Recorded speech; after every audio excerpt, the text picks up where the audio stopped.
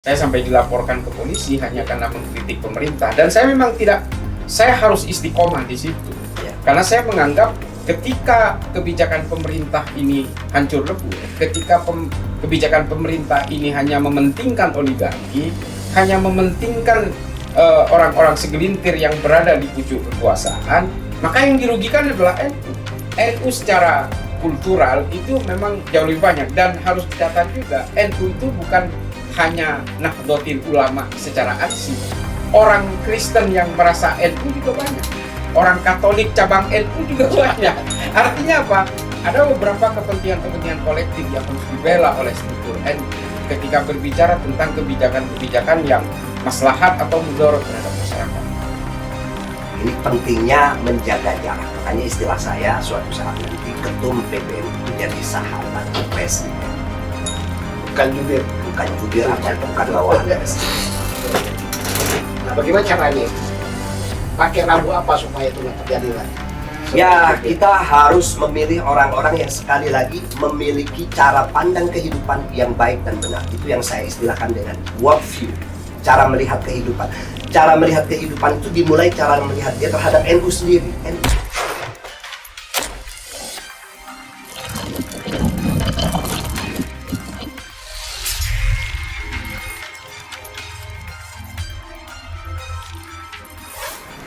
Assalamualaikum warahmatullahi wabarakatuh. Pemirsa Budiantara TV, diskusi dan dialog tentang NU dan civil society. Telah hadir bersama kita dua narasumber, yaitu Cak Islah Bahrawi, alhamdulillah dia sudah hadir, dan Kiai Taufik Damas.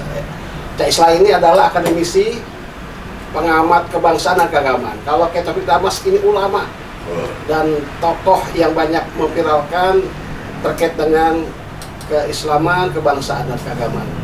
Kita topik pada hari ini akan membahas tentang NU yang akan muktamar ke-35 di Agustus akan datang, di mana masyarakat menaruh harapan besar terhadap NU, terutama peran utamanya sebagai pilar daripada masyarakat sipil atau civil society yang terbesar di Indonesia. Harapan itu adalah NU sebagai civil society itu tetap menjaga demokrasi, merawat kebangsaan, berpihak pada rakyat, dan berani, berani kritis terhadap kebijakan pemerintah yang merugikan masyarakat.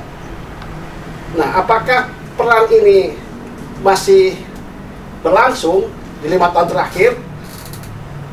Apa tantangannya kalau ini ternyata peran ini tidak dimainkan oleh NU, dan apa harapannya di muktamar depan? Ini kita akan diskusikan. Awal untuk pertama yang akan memberikan jawabannya ini Cak Islah, ya, tentang bagaimana nih Cak Islah, pengamatan Cak Islah terhadap peran NU sebagai pilar utama civil society di Indonesia 5 tahun ini, ya, di bawah kepemimpinan Gus Yahya. Baik, Assalamualaikum warahmatullahi wabarakatuh. Para pemirsa sekalian dan Kiai Taufik dan Kiai Kiki. Jadi memang kalau kita bicara tentang NU masih jauh dari kata ideal sebenarnya kalau kita berbicara tentang civil society. Beda sekali dengan peran NU pada masa-masa sebelumnya. Kita memang sempat menyambut baik ketika kepengurusan NU hari ini itu dimulai dengan kesepakatan tentang fiqhul hadoroh, ya, tentang fikih peradaban yang dikeluarkan dalam satu abad NU di Sidoarjo. Tapi memang kemudian ke belakang ini ada semacam pragmatisme yang terbentuk gitu ya. Dan NU itu sebenarnya tidak mengenal kata pragmatisme dalam kulturnya sebenarnya. Dia memang lebih menuntut kepada kritisisme yang luar biasa terhadap pemerintahan dan kekuasaan. Dan itu terasakan ketika Gus Dur memimpin NU. Bagaimana Gus Dur itu betul-betul head to head dengan pemerintah dalam konteks ketika ada satu ketidakpantasan dari kebijakan pemerintah, NU selalu berada di garis terdepan, lebih memilih untuk melawan, dalam konteks melawan kebijakan-kebijakan yang tidak mendatangkan maslahat bagi masyarakat. ketika ormas-ormas lain lebih memilih jalan aman, NU di tangan Gus Dur ketika itu lebih memilih untuk menjadi toliah, gitu. menjadi frontliner, garis terdepan untuk melawan kebijakan-kebijakan itu. Dan itu kita rasakan bagaimana tekanan-tekanan penguasa terhadap Gus Dur pada masa itu dengan berbagai caranya. Nah, ini kultur-kultur yang harus dijaga. Kalau menurut saya, kalau kita berbicara tentang kritisisme terhadap kebijakan-kebijakan sosial, ekonomi maupun politik pemerintah. Pada sisi lain, memang ada semacam kemunduran dari kultur NU yang lebih memilih kepada jalur-jalur keilmuan. Ini memang terasa sekali dekadensinya itu. Kita berharap memang NU selain mengembangkan ilmu pengetahuan yang lebih menebal gitu, kita juga ingin membangkitkan kritisisme itu. Belakangan ini memang kritisisme itu tidak lagi kita rasakan. Nah, kita tidak ingin NU ini sama seperti pada masa Gus Dur, ormas-ormas yang lebih memilih jalan aman tadi. Karena memang aman dan tidak aman ini ukurannya adalah pragmatisme politik. Nah, ini yang kita tidak harapkan. Ya. Jadi ini mewakili NU kultural nih, Pak Iswan nih. Ya. Karena kita ke topik pertanyaan sama dulu. Ya. 5 tahun yang ini di kepemimpinan Gus Yahya, NU sepertinya ada pendapat mengatakan ini kok tidak banyak berperan Ya.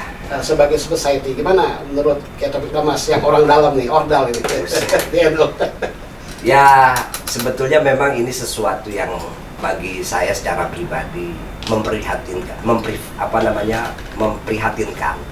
Tapi kita juga jangan terlalu frontal dalam artian membandingkan umpamanya dengan gaya kepemimpinan Gus Dur. Karena Gus Dur ini manusia yang sudah luar biasa, yang kita tahu bahwa Gus Dur itu kalau bicara soal kecerdasannya itu tidak ada orang yang bisa setara lah dengan Gus Dur. Tapi luar biasanya Gus Dur itu mampu membawa NU sebagai bagian dari civil society itu dengan cara yang sederhana. Itu artinya Gus Dur memiliki cara pandang tentang kehidupan ini dengan baik dan benar.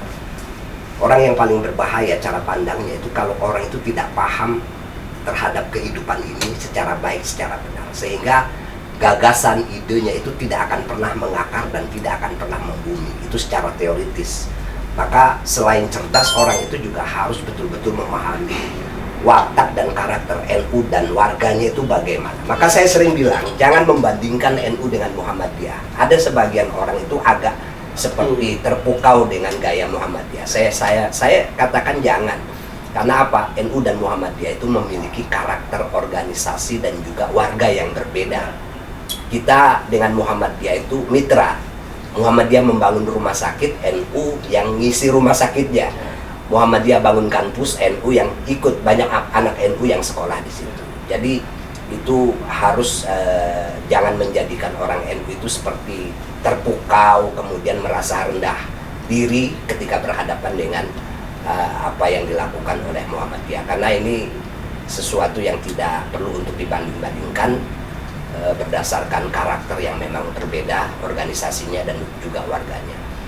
Yang selanjutnya bahwa memang kekuatan civil society ini ya kita mau nggak mau memang belajar dari Gus Dur, tapi tidak mungkin rasanya sepenuhnya meniru gaya Gus Dur karena zamannya berbeda. Dulu memang kita hidup ketika itu di masa Orde Baru, di mana kekuasaan berada di tangan Orde Baru sedemikian kuat, yang kemudian yaitu luar biasa bagaimana Gus Dur dengan gaya politiknya itu bisa mengimbangi kekuasaan yang otoriter ketika itu.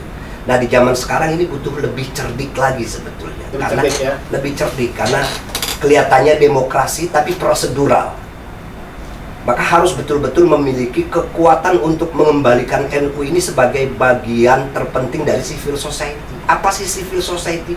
Civil society tidak perlu berbicara tentang peradaban yang kelihatan mewah sebetulnya. Tadi disinggung oleh Cak Islah soal fikih peradaban. Itu sesuatu yang baik, tapi itu terlalu mewah kalau tidak dijabarkan secara sederhana, dikontekstualisasikan secara sederhana. Apa sih di dalamnya civil society? Civil society itu ada kerelaan orang untuk ikut aktif. Kemudian ada pendidikan demokrasi, ada kebebasan berpendapat, dan semangat menyeimbangi kekuasaan. Maka dalam pikiran saya, ketum PBNU yang akan datang itu, ini kan menjelang muktamar, itu salah satu yang harus ditegaskan. Menjadi sahabat presiden, bukan jubir presiden, itu beda. Selama ini terasa sebagai jubir. Ya, saya tidak ingin mengatakan seperti itu, tapi yang jelas masyarakat NU, apalagi kalau kita lihat yang berada di kalangan bawah seperti nelayan, petani, mereka yang bekerja di pasar-pasar tradisional itu sering merasakan kesulitan dalam menjalani hidup ini karena kebijakan-kebijakan pemerintah yang kurang pro kepada mereka. Ya contoh petani umpamanya pupuk harusnya itu pupuk diperhatikan supaya petani itu bisa melakukan produktivitas dengan biaya yang lebih murah. Nah, kalau sudah bicara soal nelayan, petani, mereka yang ada di pasar-pasar tradisional, saya hakul yakin sebagian besar itu adalah warga NU. Maka sebagai civil society itu saya sering menyederhanakan begini. NU atau bahkan ormas yang lain tidak wajib bikin kampus, tidak wajib bikin rumah sakit, tapi wajib mengatakan kepada pemerintah untuk menyelenggarakan pendidikan dan layanan kesehatan yang murah, semurah-murahnya. Karena dengan demikian warga NU ikut merasakan kemurahan pendidikan dan juga layanan kesehatan. Bukan cuma warga NU, tapi seluruh warga negara Republik Indonesia. Nah, itulah kebijakan atau semangat NU yang mempengaruhi pemerintah, kemudian pemerintah mengikuti itu, melayani pendidikan dan kesehatan dengan biaya yang murah. Maka semuanya akan merasakan itu makna rahmatan lil alamin dalam aspek ekonomi politik begitu. Jadi rahmatan lil alamin bukan cuma sekedar bicara tentang toleransi antar umat beragama, tapi rahmatan lil alamin di bidang politik, di bidang ekonomi dan lain sebagainya. Baik, ya Taufik, ini penjelasan sudah mulai cukup rinci, tapi saya ingin ke Isma lagi nih tentang ciri daripada selesai itu adalah adanya critical distance ya. Jadi menjaga jarak, walaupun mitra pemerintah, NU harus ada pada posisi mengkritisi gitu, Cak Isma. Saya teringat ini kasus bagaimana NU ada di depan ketika Ciptaker itu disahkan itu, mimpin aksi, bayangkan itu, dan itu menggetarkan istana waktu itu kan, itu fenomenal. Itu kan bukan era Gus Dur, sebelum Gus Yahya itu ya, pimpinan sebelum Gus Yahya. Nah, hal kayak gini seperti hilang, Cak. Saya ingin Cak Islam mengevaluasi tentang atau menanggapi perlukah NU seperti itu gitu ya, dalam konteks hari ini kan banyak kasus, banyak masalah kebijakan yang merugikan masyarakat yang katakan tidak pro. Mas mengatakan mayoritas NU itu ya memang yang harus dipahami secara demografis oleh pemerintah maupun oleh NU sendiri, kekuatan NU secara elektoral ini kan sebenarnya kurang lebih sekitar 150 juta orang. Belum lagi kita bicara tentang pemilu 2029 di mana hak pilih dari warga NU itu pasti akan membengkak di tahun itu. Karena mungkin hari ini tidak punya hak pilih, di 2029 punya hak pilih. Anak-anak muda generasi NU yang nantinya akan ikut serta dalam kontestasi pemilu itu. Artinya apa? Kalau kemudian kritisisme ini dikembangkan dalam kultur NU, maka sebenarnya ini adalah membela NU juga. Kalau kita memberikan satu perlawanan atau kritik paling tidak terhadap pemerintah, terhadap kebijakan-kebijakan yang tidak pro rakyat seperti bahasanya Kiai Taufik tadi, ini artinya sama saja dengan membela umat NU juga. Karena ya mau tidak mau, suka atau tidak suka, secara demografis memang orang NU ini jauh lebih banyak jumlahnya dari ormas yang lain, termasuk dari berbagai entitas masyarakat yang lain di Indonesia. Artinya memang NU secara struktural memang dituntut untuk membela warganya sendiri. Bukan berarti ikut hanyut dengan euforia berbagai program yang justru merugikan masyarakat. Saya paling tidak, meskipun saya bukan struktur NU, saya selalu memulai dari situ. Dan mungkin para pemirsa tahu, kayak Taufik juga, kayak Kiki tahu, saya sampai dilaporkan ke polisi hanya karena mengkritik pemerintah. Dan saya memang tidak, saya harus istiqomah di situ. Karena saya menganggap ketika kebijakan pemerintah ini hancur lebur, ketika kebijakan pemerintah ini hanya mementingkan oligarki, hanya mementingkan orang-orang segelintir yang berada di pucuk kekuasaan, maka yang dirugikan adalah NU. Karena memang warga NU lah yang paling banyak di dalam masyarakat Indonesia ini, mau tidak mau. Artinya apa? NU secara kultural itu memang jauh lebih banyak, dan harus dicatat juga NU itu bukan hanya Nahdlatul Ulama secara ansih. Orang Kristen yang merasa NU juga banyak. Orang Katolik cabang NU juga banyak. Artinya apa? Ada beberapa kepentingan-kepentingan kolektif yang harus dibela oleh struktur NU ketika berbicara tentang kebijakan-kebijakan yang maslahat atau mudarat terhadap masyarakat. Ini kayak topik kasus Cak Islamnya unik kan, dipidanakan mungkin pemerintah.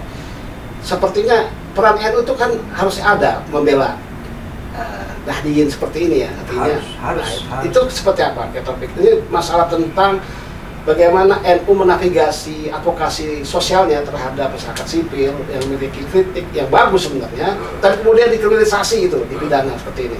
Nah, ini perannya seperti nggak kelihatan ya? Ya, bukan begini. Maksud saya sebetulnya secara umum harusnya ada secara umum dalam kasus-kasus yang kita tahu ada sesuatu yang janggal dalam kasus hukum, yang kemudian terjadi kriminalisasi pada siapapun. Contoh sederhana, ketika ada kasus pembunuhan di Cirebon itu yang anak perempuan, itu rame yang katanya melibatkan oknum kepolisian lah, anak bupati lah, dan lain sebagainya. Saya melihat NU kok nggak hadir dalam hal-hal semacam itu. Padahal Cirebon itu pasti warga NU semua, dan banyak hal lah yang seperti itu. Ini PR ya? PR seharusnya hadir, ya secara terbuka ataupun tidak, itu harus hadir membela, atau katakanlah bukan membela tapi ikut menjernihkan masalah yang ada ini sebetulnya apa, kan begitu. Karena bagaimanapun punya tanggung jawab amar ma'ruf nahi mungkar. Itu yang kurang. Iya, makanya tadi saya bilang sahabat presiden itu semangat amar ma'ruf nahi mungkar agar tidak hilang. Tapi amar ma'ruf nahi mungkar NU itu ala ahlus sunnah wal jamaah, bukan ala kelompok-kelompok radikal yang tidak paham dalam tata negara, dalam kehidupan berbangsa dan bernegara ini. Nah, NU itu harus tetap menggunakan semangat amar ma'ruf nahi mungkar itu dalam kerangka ahlus sunnah wal jamaah. Apa sih? Ya tetap santun, tetap juga beradab, tidak boleh umpamanya melakukan tindakan-tindakan yang katakanlah tidak beradab lah, seperti itu. Nah, ini pentingnya menjaga jarak. Makanya istilah saya suatu saat nanti ketum PBNU itu jadi sahabat presiden. Bukan jubir. Bukan jubir bukan bawahan presiden. Nah, bagaimana caranya itu? Pakai rambu apa supaya itu nggak terjadi lagi? Ya, kita harus memilih orang-orang yang sekali lagi memiliki cara pandang kehidupan yang baik dan benar. Itu yang saya istilahkan dengan worldview, cara melihat kehidupan. Cara melihat kehidupan itu dimulai cara melihat dia terhadap NU sendiri. NU ini siapa sih sebetulnya NU ini? Gitu. Ini kalau orang tidak mengenal dirinya, ini bahaya. Kalau dalam bahasa Arab itu ada halakamru'un la ya'rif qadra. Orang yang tidak mengenal dirinya, maka dia akan binasa. Maka penting itu secara ini tentu yang dilihat bukan cuma diri sendiri, tapi NU ini fungsinya apa? Keberadaannya di Indonesia ini harusnya berbuat apa?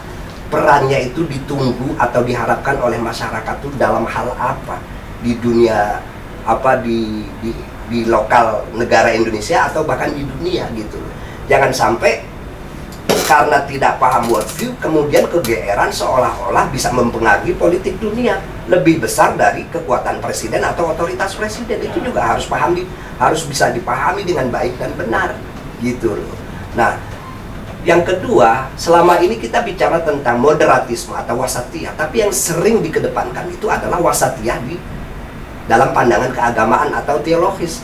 Kita belum masuk wasatiyah dalam ekonomi dan politik. Nah, itu seperti yang saya jelaskan itu tadi, bahwa kita harus menyadari sebagian besar warga NU berada di kalangan menengah ke bawah. Nah, bagaimana wasatiyah ekonomi dan politik itu betul-betul bisa diterapkan sehingga mereka yang berada di bawah ini menerima manfaat, tidak dirugikan dan lain sebagainya. Baik. Nah, Cak Islam lagi nih, sebagai tokoh independen NU kultural, pengkritik pemerintah, apakah NU sudah juga melakukan hal yang sama itu? Ketika ada kebijakan yang merugikan masyarakat, harus juga mengkritik pemerintah dengan posisinya sebagai presiden, kan harus ada check and balances. Ya. Nah, ini check and balancesnya sudah main jalan atau belum ini NU selama ini? Cak Islam merasakan seperti single factor ya. Ya, memang kalau kita berbicara check and balances, jelas NU masih kurang berperan. Jangankan NU sebenarnya, lembaga-lembaga pemerintahan resmi yang seharusnya melakukan check and balances saja tidak berfungsi. Kan Betul. gitu. Jangankan NU ya. Jangankan NU yang memang berfungsi sebagai check and balances pun tidak berfungsi gitu. Iya. Nah, ini semua bagian dari upaya pembentukan sistem otokrasi yang secara tidak terasa sebenarnya memang sedang dibangun di negara ini. Ini harus tidak bisa kita pungkiri. Ini membahayakan nggak? Oh, sangat berbahaya. Nah, tolong Sangat disampaikan, berbahaya. Kalau kita berbicara tentang civil society sebenarnya, civil society ini kalau dalam pandangan Ibnu Khaldun ya, dalam konsep asobiyah itu kan memang seharusnya civil supremacy itu harus lebih mendominasi di dalam satu sistem negara. Tidak bisa kemudian ada orang yang terlalu powerful sehingga semuanya harus ditundukkan paksa dan tersungkur di hadapan kekuasaan.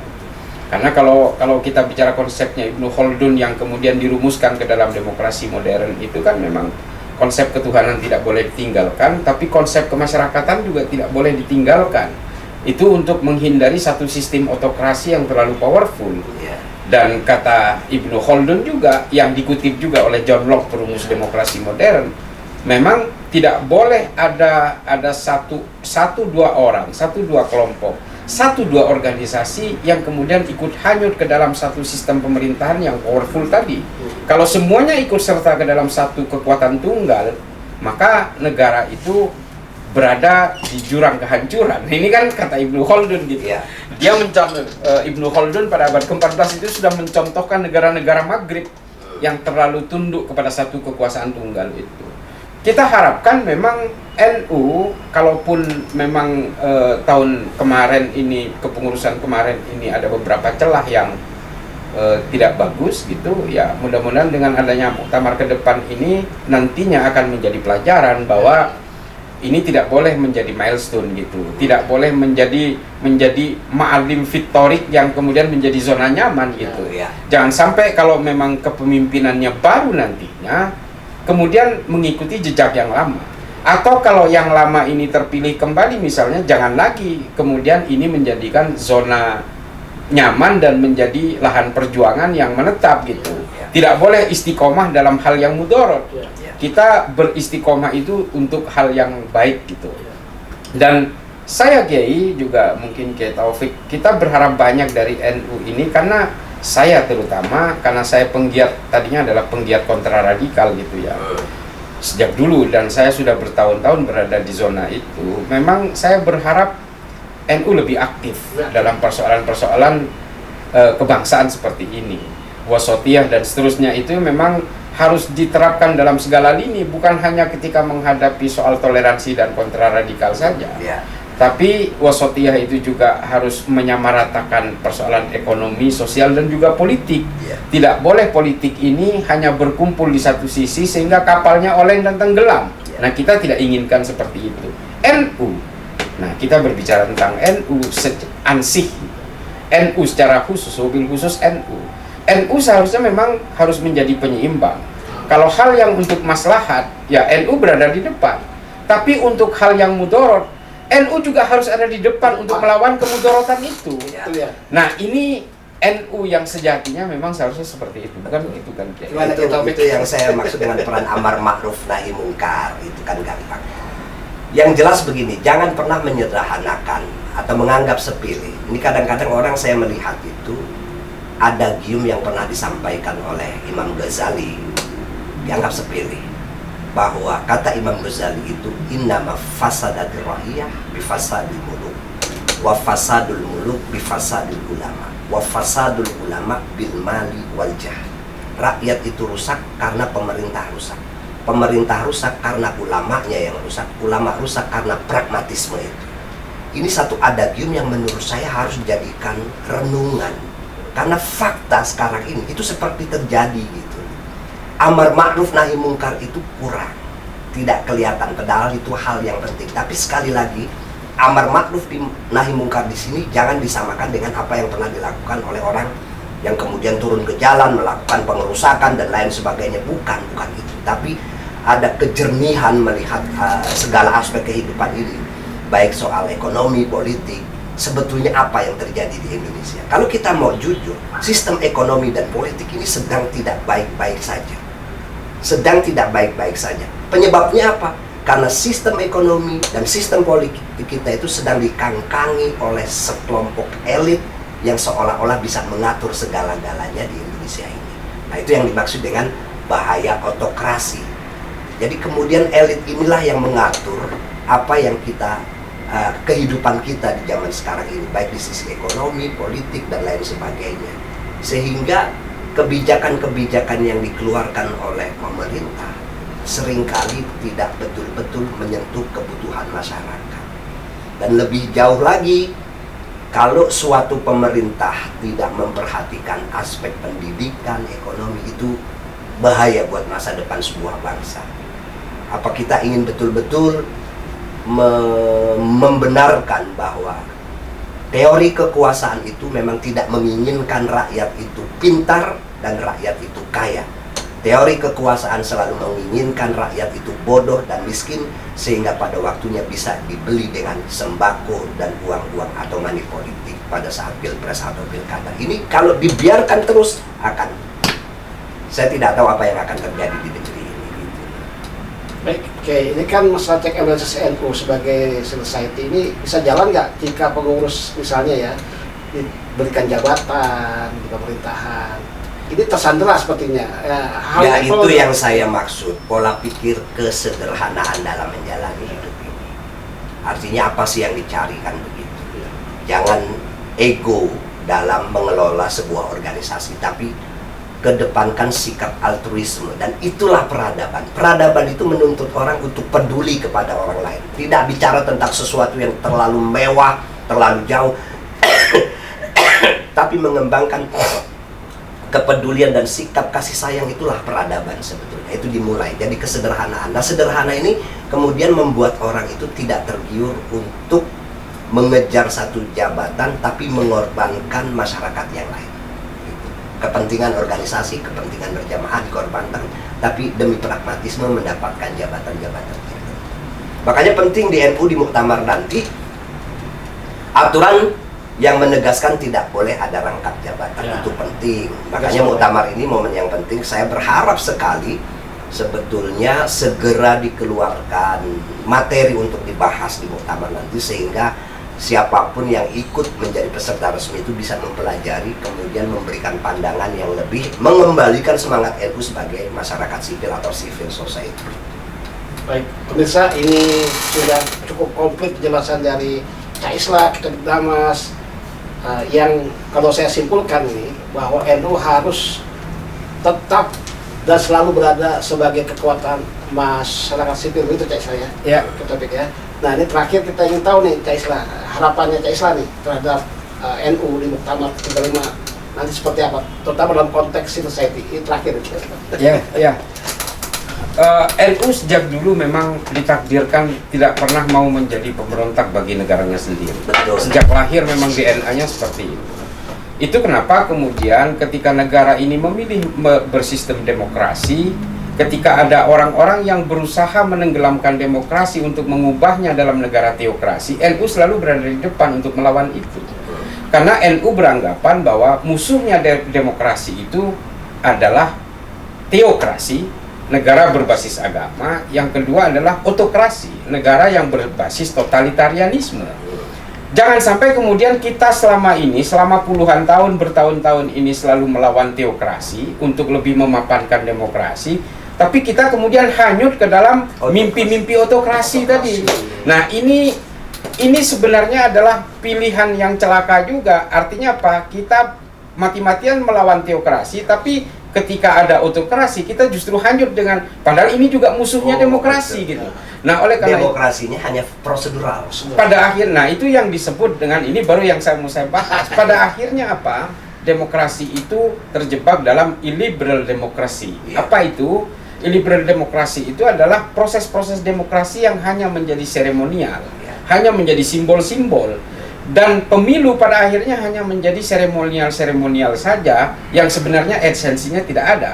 Kita sudah tahu hasilnya sebelum pemilu dilaksanakan. Nah, NU tidak boleh terjebak ke dalam pragmatisme ini. Saya berharap memang dengan adanya Muktamar NU ini semua menjadi pelajaran supaya NU tetap menjadi pionir, tetap menjadi leading sektor dari nilai-nilai kritisisme terhadap apapun yang mengancam kehidupan demokrasi tadi.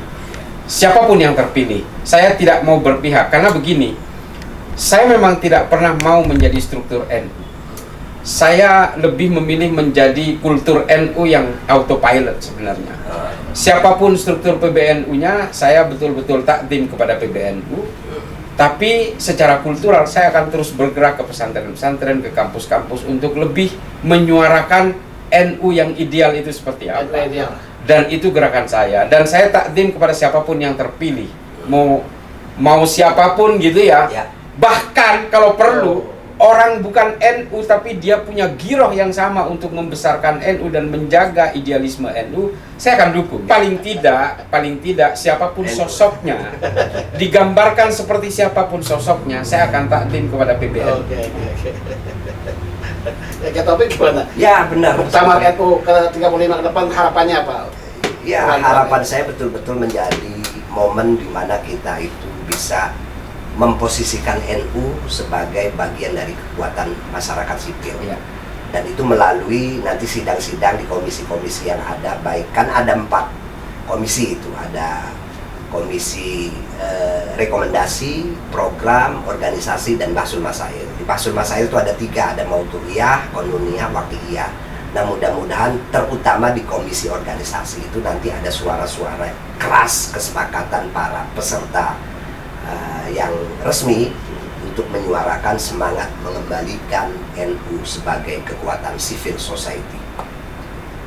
Baik, ini pemirsa sudah disimpulkan. Terakhir kita tutup close dengan satu pernyataan yang keren dari Cak Islah, bahwa kita sebagai Nahdien, ya pemirsa, tidak berhenti sampai di sini untuk melihat demokrasi kita yang hari ini terancam oleh banyak hal, terutama upaya untuk menjadikan demokrasi ke arah bisa ke teokrasi, otokrasi gitu.